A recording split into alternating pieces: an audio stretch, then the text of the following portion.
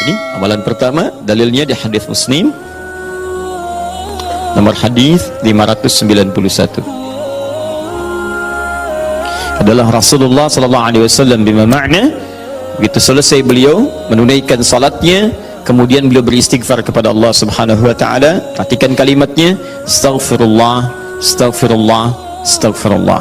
Ini yang paling pendek. Tertuang dalam kitab-kitab hadis, di antaranya Sahih Muslim nomor hadis 591. Hadis-hadis ada yang menyampaikan dengan singkat astaghfirullah, astaghfirullah, astaghfirullah. 3 kali kemudian disebutkan. Jadi ini yang paling singkat. Istighfar kalimatnya astaghfirullah. Astaghfirullah. Berapa kali? 3 kali. Perhatikan, ini riwayat pertama. Kalau Anda menggunakan yang ini, boleh. Tapi cara memahaminya, ini yang paling singkat, paling pendek. Jadi kalau sedang buru-buru misalnya, ya Anda ingin buru-buru setelah selesai itu, sambil jalan misalnya, ingin dipercepat bacaannya, silahkan pilih yang ini yang singkat. Astaghfirullah, astaghfirullah, astaghfirullah. Paham? Kalau agak senggang, silahkan tambahkan dengan lebih luas. Astaghfirullahaladzim, astaghfirullahaladzim, astaghfirullahaladzim. Lebih senggang lagi, astaghfirullahaladzim alladzi la ilaha illa huwal hayyul qayyum wa atubu ilaih. Astaghfirullahaladzim alladzi la ilaha illa huwal hayyul qayyum wa atubu ilaih. Paham? Baik, jadi kalau Anda menemukan riwayat yang ini diulang sampai 3 kali, ini yang dimaksud riwayat yang paling standar. Jelas ya? Standar. Ini standarnya, ucapkan ini astaghfirullah, astaghfirullah, astaghfirullah 3 kali. Ini amalan pertama. Baik, sekarang yang kedua, masih ingat? Tadi kalau seorang sedang berzikir, maka konsekuensinya dia akan apa terhadap Allah? Ingat. Yang kedua, dekat. Pertanyaan saya, apakah setiap orang yang mengucapkan astagfirullah menjadi ingat kepada Allah? Itu masalahnya. Banyak orang pasca sholat mengatakan astagfirullah, tapi kalimat itu tidak mengingatkan dia dengan Allah. Jadi semua kalimat ini ketika diucapkan, bingkainya adalah zikir. Mampukah Anda mengucapkan istighfar ini yang langsung mengingatkan Anda dengan Allah Subhanahu wa ta'ala? Ini poin besarnya. Nah, tahan. Saya berikan rahasia besar dulu di sini. Kenapa Anda mesti mengucapkan kalimat ini? Buka Al-Quran surah ke-71. Nuh. Bukan Al-Ma'arij. Al-Ma'arij 70. Ayat 10. Kalau mau dari ayat 9-nya sampai dengan 13. Nabi Nuh alaihi salam berdakwah kepada umatnya. Berapa tahun? 950 tahun. Masya Allah, 950 tahun berdakwah kepada umatnya. Bahkan dakwanya terang-terangan, juga sembunyi-sembunyi, pelan dan silent. Ya, ada yang silent, ada yang terang-terangan, kencang. Ayat 9-nya, "Tsumma 'alantu lahum wa asrartu lahum israra." Aku berdakwah kepada mereka kadang terang-terangan, dengan kencang, sampaikan dengan terang. Tapi kadang juga aku sampaikan dengan pelan, dengan silent. Ada orang-orang yang memang secara pelan aku sampaikan halus, sesuai dengan tipikalnya. Ada yang langsung aku sampaikan keterangannya dengan seterang-terangnya. Tapi tahukah Anda, selama 950 tahun berdakwah itu, yang terang-terangan, yang sembunyi-sembunyi, kalimat pertama apa yang dimintakan Nabi Nuh kepada mereka? Perhatikan ayat 10-nya. "Faqultu astaghfiru rabbakum innahu kana ghaffara." Rahasia pertama. Perhatikan baik-baik. Kalimat pertama yang disampaikan Nabi Nuh alaihissalam kepada kaumnya, 950 tahun. Masya Allah. Lihat baik-baik. Baik terang-terangan, baik dengan sembunyi-sembunyi, pelan-pelan ataupun jahar. Apa kalimat pertamanya? Faqultu astaghfiru rabbakum. Aku katakan pada mereka, istighfar kepada Rabbmu. Istighfar, istighfar. Ini. Nah, ketika Nabi Nuh mengatakan istighfar pada Rabbmu, istighfar pada Rabbmu, apakah kalimat Qur'annya berhenti sampai sini? Tidak. Teruskan ayatnya. Innahu kana ghaffara. Rahasia istighfar yang pertama, satu, Allah akan turunkan minimal sifat ghaffar kepada hambanya. Nanti kita lihat. Apa itu ghaffar? Belum tentu. Belum tentu. Tidak seperti yang Anda bayangkan. Allah punya sifat ghafir, tapi kenapa yang muncul ghafar di sini? Buka Quran misalnya surah Ghafir, Fussilat surah ke-40, ayat yang ketiga. Ghafiridz dzambi wa qabilit taubi. Allah mengampuni dosa seorang hamba. Ketika mengampuni dosa, kalimatnya menggunakan ghafir, ghafirun, ghafiriz dzambi. Tapi kenapa Nabi Nuh menyebut dengan kalimat ghafar? Faqultu istaghfir rabbakum innahu kana ghaffara. Kenapa ghafar bukan ghafir? Satu. Nih. Dua, teruskan ayatnya, ayat 11. Yursilis samaa 'alaikum midrara. Dua, orang yang sering istighfar, maka Allah akan turunkan keberkahan lewat curah hujan yang lebat. Curah hujan, hujan yang berkah. Masya Allah. Ada hujan membawa berkah, ada hujan membawa? Bukan. Bukan, hujan tidak pernah menginginkan banjir. Hujan itu hanya membawa air. Baik, yang bikin banjir itu Anda yang tidak bisa mengatur airnya. Itu persoalannya. Jalur air dibuat bangunan. Air itu kan sederhana, dia hanya mencari tempatnya, dia meresap sesuai dengan tempatnya. Cuman Anda tidak menempatkan air sesuai dengan tempatnya. Itu masalahnya. Tapi ini beda. Ketika turun, airnya membawa keberkahan dalam kehidupan. Itu lain. Itu lain. Nanti saya berikan rahasia setelah ini. Tiga. Teruskan. Wa yumdidkum bi amwalin wa banina. Masya Allah. Ya istighfar, istighfar, istighfar. Ketika kamu istighfarnya benar kepada Allah, wa yumdidkum bi amwalin, maka Allah akan melimpah ruahkan harta benda Anda. Ya, meluaskan harta. Banyak. Amwal bukan mal. Wa banina, bahkan keturunan. Teruskan. 1, 2, 3, 4 keturunan. Allahu Akbar. Lihat faedah istighfar. 5. Wa yaj'al lakum jannatin, dan Allah akan limpahkan kepadamu kebun-kebun yang indah. Kalangan-kalangan Arab adalah orang yang memiliki kebun-kebun yang indah. Kalau cuma emas, yang lain punya. Abu Jahal tuh nggak bangga dengan emasnya. Ya, Abu Lahab tidak bangga dengan emasnya. Apa yang mereka banggakan adalah kedudukan dalam kehidupan dan harta-harta yang seperti yang digambarkan. Tapi semua itu tidak mampu menjadikan mereka sebagai hamba di hadapan Allah Subhanahu wa taala. Poin yang paling besar, kalau disebutkan jannat dalam arti kebun-kebun dalam urusan dunia, itu maksudnya kenyamanan hidup. 5. Kenyamanan atau kemapanan hidup. Wa yaj'al lakum anhara, kenikmatan hidup. Masya Allah, sudah mapan, nikmat, kaya, tenang. Wah, ini hebat banget nih hidupnya. Dosanya diampuni oleh Allah, kemudian hidupnya berkah, hartanya melimpah, keturunannya juga luar biasa, gitu kan. Setelah itu hidupnya nyaman, mapan, dan nikmat. Kurang apa lagi?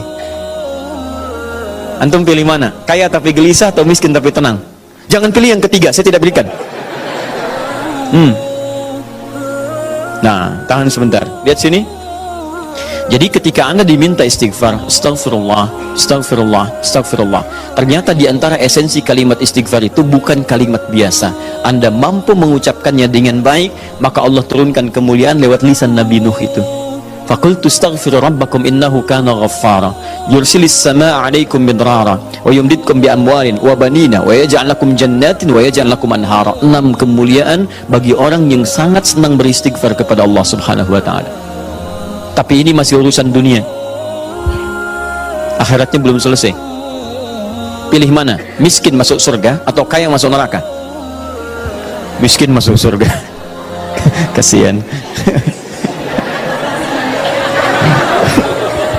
Kenapa tidak kaya masuk surga? Ya, itu pilihan dari saya. Ya.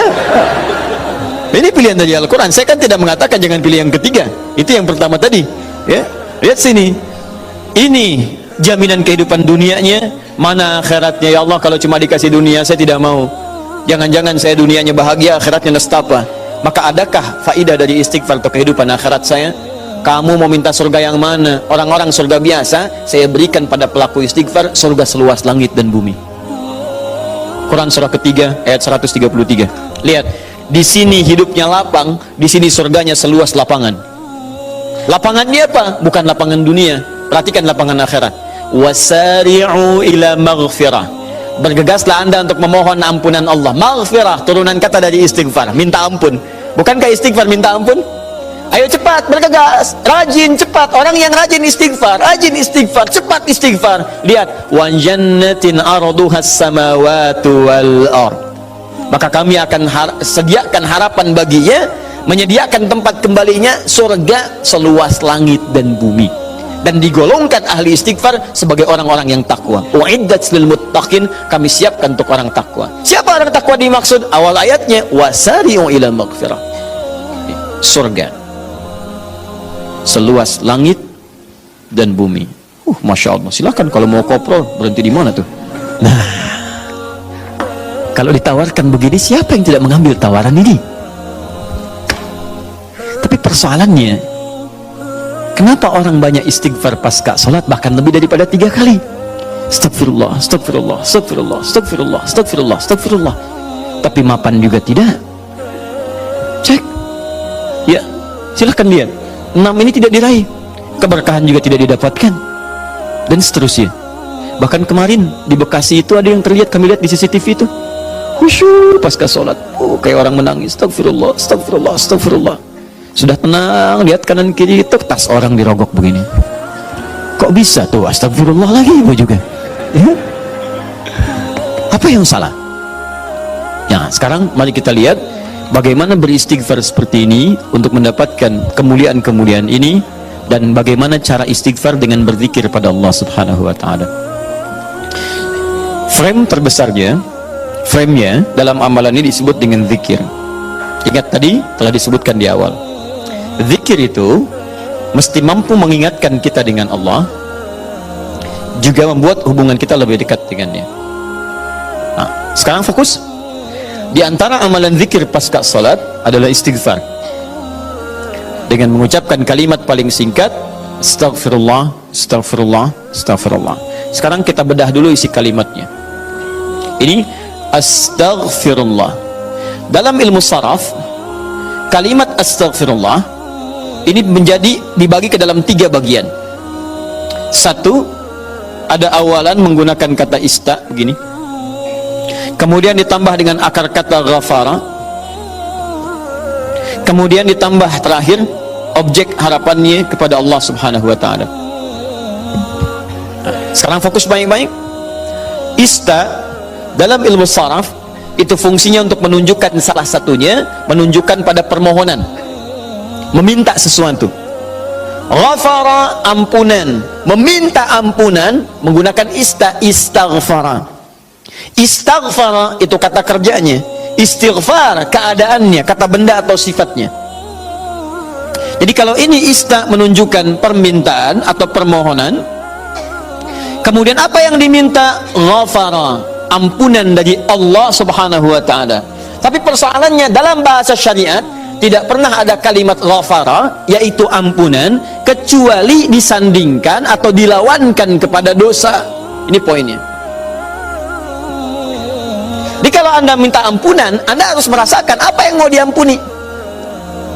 Dia orang itu mustahil minta ampun kalau tidak ada yang mau diampuni. Paham? Ada seorang ngambil barang, tiba-tiba dipukulin orang lain, mengatakan ampun, ampun, ampun. Kenapa minta ampun? Untuk dihentikan pukulannya. Kenapa dipukul? Karena pernah berbuat salah. Bahasa singkatnya, jika Anda memohon ghufran kepada Allah, ampunan kepada Allah, itu artinya Anda telah berbuat kesalahan atau dosa dalam kehidupan. Jelas? Dosa dalam bahasa Arab disebut dengan dzambun namanya. Kalau dia banyak disebut dengan dzunubun. Dzunubun. Dzunub. Kalau dosanya satu saja, dzambun, maka Allah menurunkan sifat untuk mengampuni satu dosa ini. Anda sebut namanya, minta kepada Allah, maka berpeluang mendapatkan ampunan dari Allah. Apa namanya? Ghafir. Sifat Allah yang mengampuni satu dosa. Ghafir. Turun Quran surah Ghafir, ya, surah ke-40 itu. Ayat ketiganya, Ghafiriz dzambi. Kata ghafir dipasangkan dengan dzambun. Ghafiriz dzambi wa qabilit taubi. Ketika Anda ingin minta ampun kepada Allah satu dosa, berbuat dosa, astaghfirullah ya Allah, ampuni saya Allah. Allah turunkan sifatnya ghafir, saya ampuni kamu, saya terima taubatmu. Paham? Tapi ketika dosa Anda berlipat, banyak dosa, mata berdosa, telinga berdosa, lisan berdosa, sampai ke kaki berdosa, maka bukan dzambun namanya, tapi dzunubun. sifat Allah yang mengampuni aneka dosa dan tidak membiarkan hambanya larut dalam dosa, maka turunlah kemudian yang kedua disebut dengan Ghaffar namanya, Ghaffarun. Maka istighfar ketika Anda mohonkan kepada Allah, dahsyatnya bukan menurunkan sifat yang pertama Ghafir, tapi menurunkan sifat yang kedua Ghaffarun. Pertanyaan saya, siapa yang dosanya cuma satu sampai hari ini? Boleh angkat tangan? Ayo, saya pulang. Anda lebih layak kalau cuma satu dosa, lebih layak memberikan tausiah dibanding Adi Hidayat yang banyak dosa. Siapa yang sampai hari ini banyak dosanya? Tidak perlu angkat tangan, saya tahu. Baik. Nah, karena kita merasa banyak dosa, kita merasa banyak berbuat kesalahan, maka bagaimana mungkin kesalahan itu bisa mengantarkan pada cita-cita yang kita harapkan? Baik, saya tanya kepada Anda semua, misal, mohon maaf teman-teman sekalian, berkah itu terkait erat dengan kemuliaan, mulia, taat. Tidak akan bersanding dengan maksiat, karena maksiat itu diantara cara memutus pintu rizki dalam hal yang berkah itu maksiat. Jadi kalau seseorang itu berbuat maksiat, keberkahan pada rizki tidak akan datang. Nah sekarang coba cek, mungkin rizki itu belum datang ke tempat Anda, ke rumah Anda, di kehidupan keluarga Anda. Bukan Anda kurang usaha, tapi Anda kurang mampu membebaskan diri dari maksiat dalam kehidupan. Ini poinnya. Maka dari itu ketika Anda istighfar astagfirullah, jangan cuma kosong di lisan. Kalau cuma seperti itu, balita yang umur usia 5 tahun misalnya, 5 tahun, balita 5 tahun ajarin istighfar juga. Padahal dia belum mendapatkan hisab. Anak usia 5 tahun belum balik, ajarin istighfar. Pas pada sholat, astagfirullah. Apa yang mau diampuni? Orang dosanya nggak dicatat. Ya, orang yang kurang akalnya misalnya, terganggu akalnya, itu bisa istighfar juga sambil ketawain Anda malah. Astagfirullah. Loh. Tapi apa beda istighfar dia dengan Anda? Karena ketika dia istighfar nggak berpengaruh pada dirinya, karena diangkat penanya. Rufi'al qalam an thalathatin. Rufi'al qalam an thalathatin. Di antaranya anil majnuni hatta yufiqa. Dari orang terganggu syaraf sampai sadar lagi.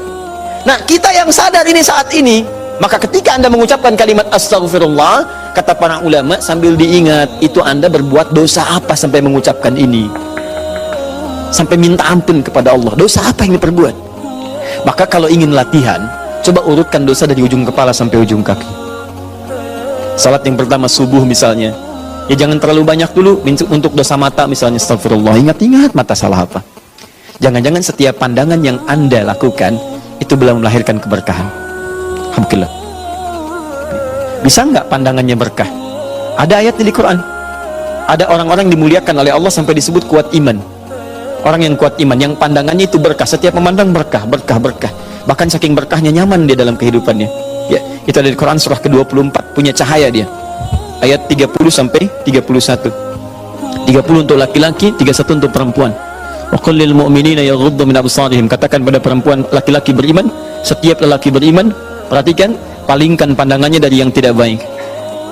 Jadi kalau orang zikirnya benar, itu dia akan berpaling dari yang tidak baik. Otomatis Pak, Bu, otomatis. Bahkan yang mirip-mirip pun dengan apa yang ia punya, belum tentu kemudian ia pandang dengan berlama-lama. Jadi teman-teman sekalian, itu pandangan. Coba berapa kali dalam sehari memandang yang tidak benar? TV, handphone, gambar-gambar, itu kan? Dan seterusnya, baru keluar memandang dengan cara yang tidak layak. Sama perempuan juga begitu. Bukan kayak 31 untuk perempuan, wa qul lil mu'minati yaghdudna min absarihinna. Katakan pada perempuan-perempuan yang beriman, awas hati-hati, perempuan-perempuan yang beriman. Artinya kalau pandangan nggak dijaga, menunjukkan imannya lemah. Ya, berapa kali ibu banyak memandang hal-hal yang tidak benar? Ya, berapa kali pandangannya melahirkan nafsu? Pandangan di mall dibawa sampai ke rumah. Nah, jadi ketika Anda istighfar, sambil diingat dosanya, astagfirullah, mata, terus masuk ke lisan, astagfirullah ya Allah, mungkin dengan lisan ini, maaf orang tua saya pernah menangis, dengan lisan ini pasangan saya pernah bersedih, dengan lisan ini tetangga saya pernah kabur dari saya, dengan lisan ini anak saya pernah menjerit, dengan lisan ini ya Allah barangkali itu yang menghambat keberkahan dalam kehidupan saya. Astagfirullah. Setelah itu dosa Anda, setelah tuntas sampai dengan ujung kaki, dosa Anda pada orang tua, suami kepada istri, istri kepada suami. Bagaimana kadang-kadang tidak baik dalam kehidupan rumah tangga, kepada anak-anak, kepada tetangga. Barangkali, mohon maaf, hal-hal itu yang menghambat pintu kemuliaan dalam bahkan urusan dunia ini yang belum turun. Nah, kalau sudah semua sekat dibuka, semua akan turun. Masih ingat tadi? Lihat di Quran surah 3 ayat 133. Teman-teman masih ingat tidak? Surga yang ahli istighfar ini disediakan untuk orang apa? Takwa kan? Jadi kalimat takwa ketika disebutkan di ayat ini, uiddat lil muttaqin, disediakan bagi orang takwa. Bukankah dimulai awal dengan istighfar? Sekarang saya tunjukkan kepada Anda, kita buat persamaan. Lihat sini, kita buat persamaan. Istighfar adalah sama dengan amalan ahli takwa. Takwa bisa mengantarkan ke surga. Tapi Anda jangan lupakan bahwa takwa pun membuka semua pintu keberkahan urusan dunia dari langit dan bumi. Takwa persamaannya berkah langit dan bumi. Dari mana mendapatkan persamaan ini? Di Quran surah ke-7, teman-teman sekalian, ayat 96. Walau anna ahlal qura amanu wattaqau la fatahna 'alaihim barakatin minas sama'i wal ardh. Kalaulah kemudian ada orang-orang beriman, ahli takwa, bertakwa kepada Allah, bahkan satu komplek bertakwa, satu kampung bertakwa, kami buka semua pintu keberkahan di langit dan di bumi. Semua pintu keberkahan. Jadi kalau Allah sudah buka, dari manapun dan dimanapun Anda beraktivitas, akan mudah dan nyaman Anda beraktivitas. Di rumah pintu berkah dibuka, nyaman. Di kantor dibuka, nyaman. Di kehidupan sosial dibuka, nyaman. Jadi kalau orang rajin istighfar, astagfirullah, astagfirullah, astagfirullah, maka Masya Allah, dahsyat sekali hasilnya. Jelas? Halo?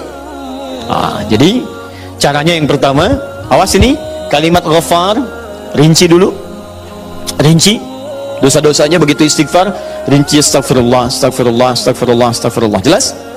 Baik, kalau sudah nyaman dengan ini, perhatikan baik-baik. Ini ada turunan-turunannya di sini. Di antara turunannya tadi ada curah hujan yang lebat, ya. Nah, maka kalau misalnya di tempat Anda hujan sedang kering, ya, ada kekeringan, jarang turun hujan, coba dicek dulu. Barangkali hujan belum turun di tempat Anda, bukan karena curahnya aja yang belum datang. Barangkali curah maksiatnya kebanyakan. Ya, sehingga itu harus dibuka dulu, buka, lempar sehingga keberkahan turun. Maka amalan pertama kata para ulama yang dilakukan adalah coba satu kompleks, satu kampung istighfar dulu pada Allah. Istighfar, istighfar, istighfar, istighfar, lalu minta kepada Allah dengan kemuliaan, tunaikan salat istisqa, maka turun hujan pada saat itu. Ini poin ini. Demikian yang lainnya. Di satu, cara beristighfar dengan cara mengingat dosa kita di hadapan Allah Subhanahu wa ta'ala. Dua, istighfar bisa menghadirkan cinta Allah Subhanahu wa ta'ala. Dalilnya Quran surah ketiga ayat 31. Kemudian diteruskan, digabungkan dengan Quran surah kedua Al-Baqarah, harus ditafsirkan dengan ayat yang lain. Surah kedua Al-Baqarah ayat 222, ayat 222, 222, dikasih keterangan, kasih kurung akhir ayat, di akhir ayat ayat 222. Dan satu lagi, Quran surah ke-40 ayat ketiga, Ghafir ayat ketiga. Di Quran surah Ghafir ayat yang ketiga, Allah mengatakan, lihat kalimatnya, Ghafiriz dzambi, Ghafiriz dzambi wa qabilit taubi. Ghafiriz dzambi, Allah yang mengampuni dosa. Oke? Cara ampunannya adalah dengan mengatakan istighfar, astaghfirullah, astaghfirullah. Fokus. Kalau seseorang kemudian memintakan ini, maka selanjutnya waqabilit taubi, maka diterima oleh Allah taubatnya. Artinya orang yang beristighfar, istighfar yang benar adalah dengan menghadirkan taubat kepada Allah Subhanahu wa ta'ala. Taubat, persamaan istighfar adalah taubat. Maka kalau benar istighfarnya, diterima oleh Allah taubatnya. Fokus. Jadi ketika Anda istighfar, ini rumus Quran, begitu istighfar, tadi saya katakan di awal, sambil tobat, ingat dosanya. Tobat itu kan tiga, ya, tiga cara utamanya: mengakui dosa, dua, menyesali dosa, ketiga, berjanji untuk tidak mengulangi lagi. Mengakui, menyesali, berjanji tidak mengulangi. Jadi kalau Anda misalnya bertobat dengan lisan saat istighfar, astagfirullah, astagfirullah, ingat lisan Anda, akui kapan banyak berbuat salah, sesali. Setelah itu janji kepada Allah, lisan ini tidak akan lagi berkata seperti itu, tidak gibah lagi, tidak mencela lagi, tidak menggunjing lagi, dan sebagainya. Tutup, selesai. Episodenya berlalu, Anda kemudian ralat, Anda edit film Anda di akhirat nanti ketika ditampilkan, dan ganti dengan aluran yang terbaik. Paham? Tutup. Ketika Anda melakukan itu yang disebut dengan taubat, maka Allah terima taubatnya. Istighfar yang tanpa taubat itu hanya akan jadi lip service saja di lisan, astagfirullah, astagfirullah, astagfirullah, tapi tidak ada pengakuan, penyesalan dan janji untuk merubah dengan lebih baik. Teruskan. Nah sekarang perhatikan, ketika Allah menyebut istighfar dengan taubat, maka turunlah kemudian kaidah taubat di dalam Quran surah kedua Al-Baqarah di akhir ayat 222. Orang yang sekali tobat nih, waqabilit taubi, tobat. Orang yang tobat sekali disebut dengan taib namanya, taibun, taib. Tapi kalau berkali-kali tobat lagi, tobat lagi, tobat lagi, ya, tobat lagi, tobat lagi, tobat lagi, dosa tobat lagi, dosa tobat lagi. Yang dimaksud dia tidak putus dari salah. Jadi sering bertobat, sering bertobat. Bagaimana cara tobatnya? Balik ke sini istighfar. Ya, berpikir begini, astagfirullah. Lihat begini, astagfirullah. Berbicara mendengar sesuatu, orang lain bicara buruk, padahal dia tidak mengucapkan, cuman karena dengar yang tidak baik, merasa telinganya salah, astagfirullah. Sering begitu. Jalan di mobil, istighfar, astagfirullah, astagfirullah, astagfirullah. Berubah kalimatnya dari taib jadi tawwab. Tawwabun. Tawwab. Kalau orangnya bukan satu, suaminya tawwab, istrinya tawwab, anaknya tawwab, sekeluarga tawwab, senang istighfar, senang bertobat, senang memelihara diri, masya Allah, maka berubah kalimatnya dari tawwab jadi tawwabin. Tawwabin, masya Allah. Perhatikan, ketika Anda menjadi bagian dari tawwabin, maka muncullah kemudian cinta Allah subhanahu wa ta'ala. Baca ujung ayatnya, ayat 222, baca ujungnya, innallaha yuhibbut tawwabi. Sungguh Allah mencintai orang yang senang bertobat kepadanya. Jadi nanti kalau udah jadi ahli istighfar, Bapak Ibu sekalian, itu otomatis refleks. Kadang Anda tidak salah barangkali, tapi karena hatinya sangat peka, yang salah orang karena Anda seakan-akan terlibat dalam kesalahan itu, Anda langsung istighfar. Misal yang menggunjing orang lain, ya gibah terdengar oleh Anda. Yang gibah sebetulnya orang itu, cuman telinga Anda ya terpaksa mendengar itu karena mungkin lewat dan sebagainya. Padahal yang gibah dia, tapi Anda kok merasa kayak telinga saya salah nih. Kok hari ini malah dengar ini, astagfirullah, astagfirullah, astagfirullah. Jelas ya? Jadi orang yang seperti ini naik status dari taib jadi tawwab. Dan itu enak. Kalau sudah terbiasa enak. Astagfirullah, astagfirullah, astagfirullah, astagfirullah. Kadang-kadang jalan astagfirullah. Kadang-kadang mikir lagi kemarin saya salah, astagfirullah. Istighfar, istighfar, tawwab. Dicintai Anda oleh Allah. Kalau Anda sudah begitu, berarti Anda sebagai pribadi yang sedang dicintai oleh Allah Subhanahu wa taala. Dan berita baiknya, kalau hamba sudah dicintai oleh Allah, maka dia akan dijaga dari perbuatan dosa sampai kembali pada Allah Subhanahu wa taala. Dalilnya di Quran surah ketiga tadi ayat 31. Qul in kuntum tuhibbunallaha fattabi'uni yuhibbukumullahu wa yaghfir lakum dzunubakum. Katakan Muhammad pada umatmu, jika serius mencintai saya, maka buktikan cinta itu dengan mengikuti tuntunan-tuntunan yang engkau bawa, maka dengan itu aku akan mencintai mereka.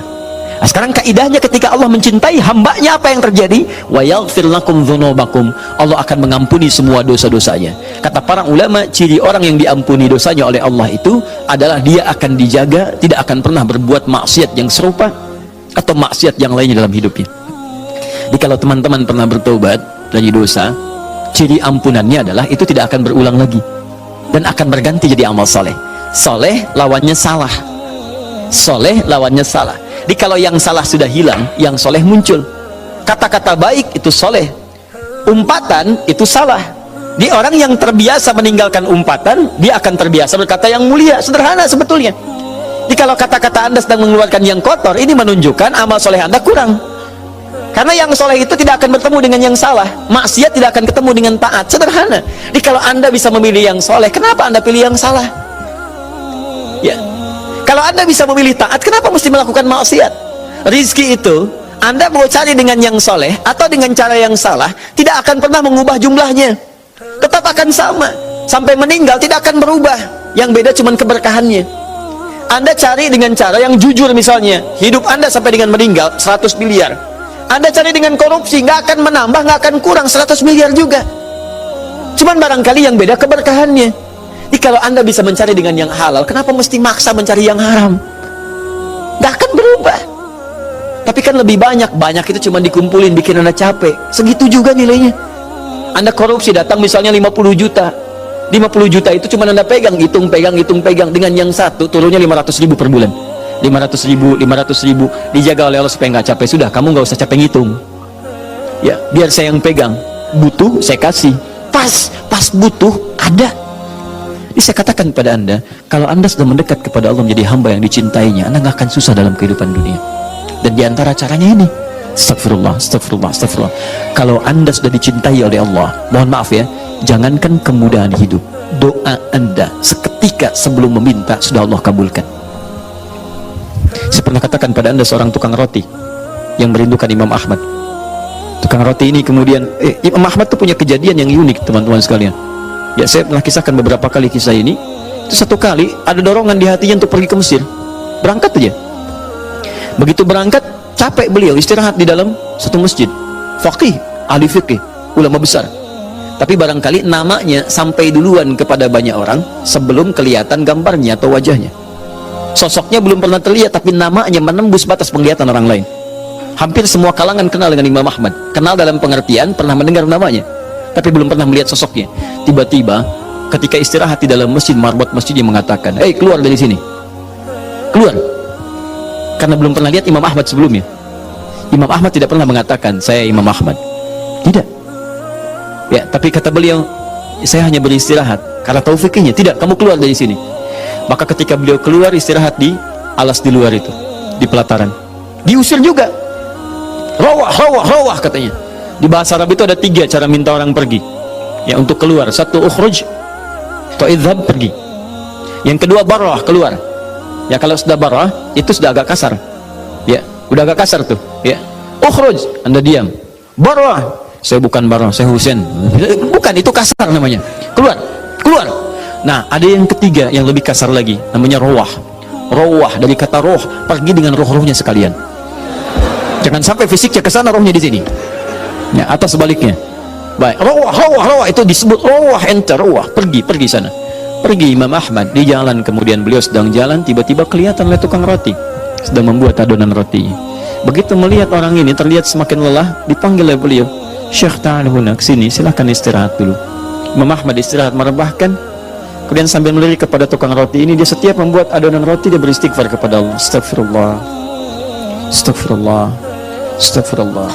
Imam Ahmad paham dengan faidah ini, tapi beliau ingin mendengar apa yang diucapkan tukang roti ini lewat lisannya.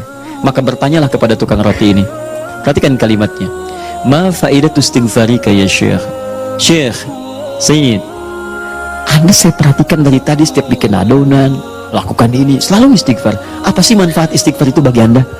Apa manfaat istighfar itu bagi Anda? Perhatikan kalimatnya. Wallahi, kata tukang roti ini, wallahi, tidak pernah saya mengamalkan istighfar dalam setiap pekerjaan saya kecuali semua doa-doa saya dikabulkan oleh Allah Subhanahu wa taala. Kecuali 1 sampai hari ini yang belum terjadi.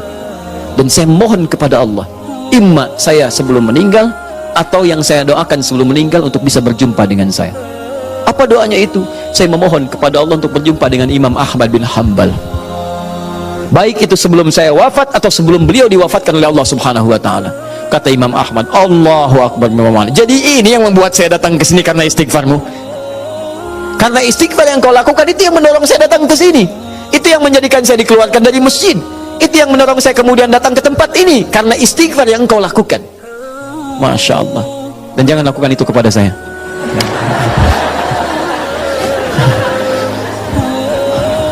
Jadi teman-teman sekalian, ini banyak manfaatnya. Makanya Quran memaksa kita, di pasca sholat jangan tinggalkan ini, walaupun sambil jalan nggak apa-apa. Anda memang ada kebutuhan, misalnya ada keperluan mendesak berangkat kantor, bukankah ke kantor mencari rezeki? Bukankah istighfar mempercepat rezeki? Bukankah ke kantor mencari berkah? Bukankah istighfar mempercepat berkah? Jangan hilangkan istighfar hanya karena Anda mesti berangkat cepat-cepat. Begitu selesai, assalamualaikum, qiyaman, Anda boleh sambil berdiri sambil jalan.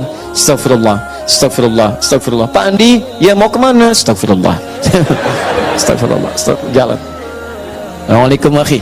Ila aina anta? Ila liqa. Astagfirullah. Jalan. Bilang.